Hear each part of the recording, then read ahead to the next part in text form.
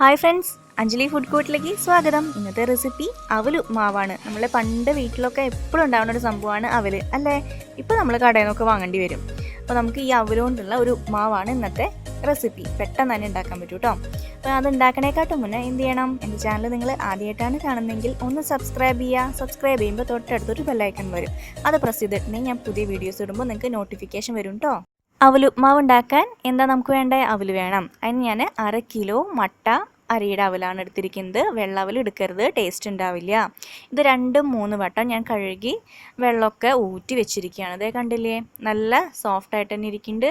പിന്നെ അതുപോലെ തന്നെ കഴുകുമ്പോൾ ഇതിൻ്റെ കളറൊക്കെ ഒന്ന് പോവും. പക്ഷെ എന്നാലും ഈ തവിടുമൊക്കെ അങ്ങനെ പോവണം. അതാണ് നമ്മൾ 2-3 വട്ടം കഴുകാൻ പറയുന്നത്. വെള്ളത്തിലിട്ട് വെക്കരുത് കേട്ടോ, കാരണം ഇത് അലിഞ്ഞു പോവും, പൊടിഞ്ഞു പോവും. അതാണ് ഉണ്ടാവുക. പിന്നെ വെള്ളവലാണെങ്കിൽ എടുക്കുകയാണെങ്കിൽ ഒരു ടേസ്റ്റും ഉണ്ടാവില്ല. ഇത് കിട്ടുമ്പോൾ ഇതന്നെ എടുക്കുക, അതാണ് കറക്റ്റ് ടേസ്റ്റും കിട്ടുക കേട്ടോ. ഇനി നമുക്ക് കടുക് വറുക്കാൻ വേണ്ടതാണ് എടുത്തു വെച്ചിരിക്കുന്നത്. അതായത് കടുക്, വറ്റൽമുളക്, കറിവേപ്പില, ഇത്രയും ഐറ്റംസും. പിന്നെ വേണ്ടത് എന്താണെന്ന് വെച്ചിട്ടുണ്ടെങ്കിൽ കുറച്ച് കപ്പലണ്ടി, കുറച്ച് ഉഴുന്നുപരിപ്പ്, പിന്നെ അതുപോലെ തന്നെ കുറച്ച് കടലപ്പരിപ്പും. ഇത്രയാണ് ഞാൻ ഈ വറുത്തിടാൻ വേണ്ടിയിട്ട് എടുത്തിരിക്കുന്നത്. അതാ കണ്ടില്ലേ, ഇതാണ് ഉഴുന്നുപരിപ്പ്. 1/4 ടീസ്പൂണോളം. അതുപോലെ തന്നെ കപ്പലണ്ടിയും ഒരു 10-11 എടുത്തോളൂ, കുഴപ്പമൊന്നുമില്ല. ഉണ്ടെങ്കിൽ മാത്രം എടുത്താൽ മതി, ഒരു നിർബന്ധവുമില്ല. കടലപ്പരിപ്പും അതുപോലെ തന്നെ 1 ടീസ്പൂണോളോ 1/4 ടീസ്പൂണോളോ ഒക്കെ എടുക്കുക. ഒരു ടേസ്റ്റ് കൊടുക്കും നമ്മുടെ ഉപ്മാവിന്. പിന്നെ വേണ്ടത് ഇഞ്ചിയും പച്ചമുളകുമാണ്. ഇഞ്ചി ഒരു ചെറിയ കഷ്ണം കൊത്തി അരിഞ്ഞതും, പച്ചമുളക് ഒരു 2 മീഡിയം സൈസുള്ള പച്ചമുളകാണ്. പിന്നെ തേങ്ങ ചിരവിയത്, ക്യാരറ്റ് ഒന്ന് ഗ്രേറ്റ് ചെയ്തത്, പിന്നെ സവോള കട്ട് ചെയ്തത്. വലിയ സവോളയാണ് കട്ട് ചെയ്ത് വെച്ചിരിക്കുന്നത് കേട്ടോ. ക്യാരറ്റ് ഒരു ചെറിയ കഷ്ണം, ഒരു പകുതി കഷ്ണം ഗ്രേറ്റ് ചെയ്തിട്ടുള്ളൂ. പിന്നെ തേങ്ങ അധികമൊന്നും എടുക്കണില്ല, 1/4 ഭാഗം നമ്മൾ തേങ്ങ എടുക്കണുള്ളൂ. അതായത് 1/2 മുറിയുടെ 1/4 ഭാഗം. കടായി സ്റ്റവിൽ വെച്ചു. നന്നായി ചൂടായപ്പോൾ 1 ടേബിൾ സ്പൂണോളം വെളിച്ചെണ്ണ ഒഴിച്ചു കൊടുത്തു. പിന്നെ എന്താ ഇട്ട് കൊടുത്തത്? കടുക് ഇട്ട് കൊടുത്തു.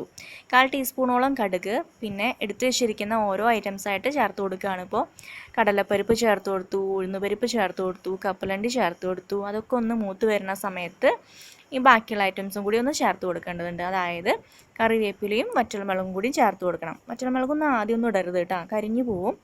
വറ്റൽമുളക് ഇതൊക്കെ ഒന്ന് വഴന്നതിന് ശേഷം ഇട്ട് കൊടുക്കുക. അപ്പോൾ അത് നടു കീറിയിട്ട് ഇതിലേക്ക് ചേർത്ത് കൊടുക്കുക. പിന്നെ അതുപോലെ തന്നെ നമ്മളുടെ കറിവേപ്പിലയും നന്നായിട്ട് വഴന്നതിന് ശേഷം ഇട്ട് കൊടുത്താൽ മതി, ഇല്ലെങ്കിൽ ഇതേപോലെ തന്നെ കരിഞ്ഞു പോകാൻ ചാൻസ് ഉണ്ട്. ഇനി നമ്മൾ ചേർത്ത് കൊടുക്കുന്നത് കറിവേപ്പിലയാണ്. കറിവേപ്പില 1 തണ്ടോ 2 തണ്ടോ നിങ്ങളുടെ ഇഷ്ടത്തിനനുസരിച്ച് ചേർത്ത് കൊടുക്കുക. നന്നായിട്ട് അങ്ങോട്ട് ഇളക്കുക. അപ്പോൾ ഇതൊക്കെ നമ്മൾ പണ്ടൊക്കെ കഴിച്ചൊരു ടേസ്റ്റ് ഉണ്ട്, അതൊന്നും ഇപ്പോൾ കിട്ടണമെന്നില്ല, എന്നാലും ശ്രമിക്കുക. അപ്പോൾ നല്ല ടേസ്റ്റി ആയിട്ട് തന്നെ വീട്ടിലിങ്ങനെ ഉണ്ടാക്കുമ്പോൾ ഉണ്ടല്ലോ ഒരു നല്ല മണമാണ്. അപ്പോൾ ഇഞ്ചിയും പച്ചമുളകും ചേർത്ത് കൊടുത്തു. അത് ഇട്ടപ്പോഴും നല്ലൊരു മണം വരും. അപ്പോൾ ഒരു പഴയൊരു മണം. ഇത് നമ്മൾ സവോള അരിഞ്ഞു വെച്ചതാണ്. 1/2 സവോള, ഒരു വലിയ സവോളയുടെ പകുതി. അതേപോലെ ചെറുതാക്കി കട്ട് ചെയ്യുകയാണെങ്കിൽ അത് നല്ല തന്നെയാണ്. ഞാനിപ്പോൾ ഇങ്ങനെ കട്ട് ചെയ്തതുള്ളത് കൊണ്ട് ഞാൻ ഇങ്ങനെ ഇട്ടു എന്നേ ഉള്ളൂ. ഇനി നന്നായിട്ട് വഴറ്റി യോജിപ്പിക്കുക. ഉപ്പ് വേണ്ട സമയത്ത് ഉപ്പ് ചേർത്ത് കൊടുക്കുക. അവിലേക്കുള്ള ഉപ്പും കൂടി നമ്മൾ ഇപ്പോൾ ചേർത്ത് കൊടുക്കുക. ഇല്ലെങ്കിൽ അവിലിട്ടതിന് ശേഷം ചേർത്ത് കൊടുത്തിട്ടുണ്ടെങ്കിൽ അവിടെ ഇവിടെയൊക്കെ ആയിട്ട് പിടിച്ച് ഇരിക്കും. അപ്പോൾ ഇങ്ങനെ അവിലിൻ്റെ ഇടയിൽ ഇങ്ങനെ ഉപ്പ് കടിക്കും, അത് നന്നല്ല. ഇനി ഇളക്കുക, നന്നായിട്ട് ഇളക്കട്ടെ. ഏകദേശം വഴന്ന് കിട്ടിയപ്പോൾ നമ്മൾ 1/2 ടീസ്പൂണോളം ഉപ്പ് വിതറി കൊടുക്കുകയാണ്. കൈ കൊണ്ടൊന്ന് സ്പ്രിങ്കിൾ ചെയ്താൽ മതി. ഇങ്ങനെ എന്നിട്ട് നന്നായിട്ട് ഇളക്കി എല്ലാത്തിലേക്കും യോജിക്കണ പോലെ അങ്ങോട്ട് ഇളക്കി കൊടുക്കുക.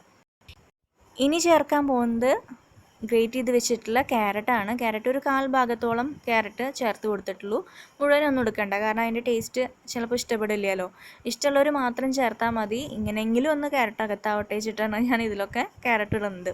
ഇല്ലെങ്കിൽ ഇവിടെ ആരും ക്യാരറ്റ് കഴിക്കില്ല, ഞാനും അച്ഛനും മാത്രം തന്നെ കഴിക്കുള്ളൂ. ഇനി നന്നായിട്ടൊന്ന് വഴന്ന് കിട്ടി. അപ്പോൾ എന്ത് ചെയ്യണം? നമ്മൾ അവിൽ നനച്ച് വെച്ചിട്ടില്ലേ, അതങ്ങോട്ട് ഇതിലേക്ക് ചേർത്ത് കൊടുക്കണം. അപ്പോൾ അവിലിൻ്റെ അളവ് അനുസരിച്ചിട്ട് നമുക്ക് ഈ മുളകിൻ്റെയും പച്ചമുളകിൻ്റെയും ഇഞ്ചിയുടെയും അതുപോലെ തന്നെ സവോളയുടെ ഒക്കെ ക്വാണ്ടിറ്റി കൂട്ടാം കേട്ടോ.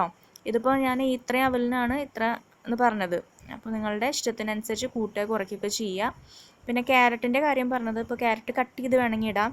നമ്മൾ ഗ്രേറ്റ് ചെയ്തിട്ടല്ലേ ഇട്ടേക്കുന്നത്. അപ്പോൾ കട്ട് ചെയ്തിടുമ്പോൾ എന്താ പറയുക, മുഴുവനായിട്ട് ഇതിൽ യോജിക്കാത്ത പോലെ കിടക്കും. ഇതാകുമ്പോൾ അങ്ങനെ കളറൊക്കെ ഇങ്ങനെ ഇതിലിങ്ങനെ പറ്റണ പോലെ നമുക്ക് തോന്നും. അതുകൊണ്ട് കഴിക്കാനും എളുപ്പം തന്നെയാണ്, എടുത്ത് കളയൊന്നുമില്ല ആരും. ഇതിൻ്റെ ഉള്ളിൽ കൂടെ തന്നെ കഴിച്ച് പൊക്കോളൂ. ഇനി കുറച്ച് വെള്ളം, ഒരു കൈക്കുമ്പിൾ വെള്ളം ഒന്ന് തെളിച്ച് കൊടുക്കുക. അതായത് ഇതൊന്ന് സെറ്റാവാൻ വേണ്ടിയിട്ടാണ്.